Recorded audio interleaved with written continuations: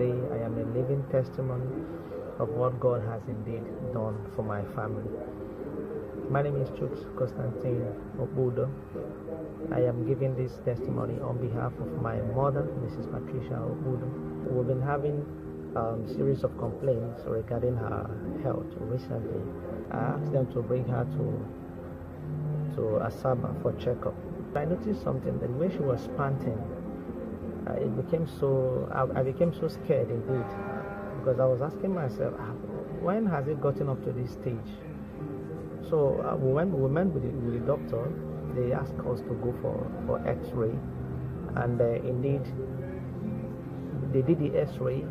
The radiologist told us immediately that, look, your mom has to be hospitalized. As what happened, he showed me the X-ray report, and he explained that one of her lungs has been stopped up with water, and the pressure has affected the heart. That the heart is becoming, enlarged.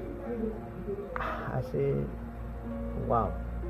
Immediately they brought the equipment, the oxygen level tester, and some other things that they did immediately, and they said her oxygen level was low and they have to place her on oxygen. The cardiologist was around. We contacted him. He came to the ward.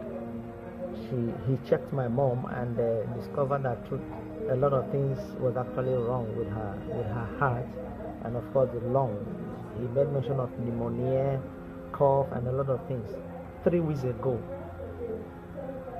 they called me again, and this time around her legs were swollen, her body was swollen. This time around we changed hospital. We went to a specialist hospital because I was actually looking for a second opinion to know if the first one was doing the right thing, So when we got to the second hospital, there was no meaningful improvement.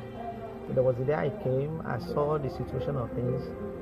She hardly eats, her legs are swollen, her body swollen, and I was asking the doctor, okay, fine and good, you've been treating this woman for a couple of weeks now. What is your own advice? What is the true state of things?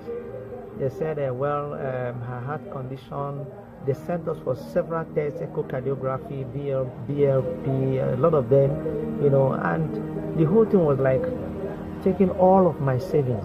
The lady doctor told me they have to pass a hose through her nose into her system so that she can be feeding and be taking the drugs.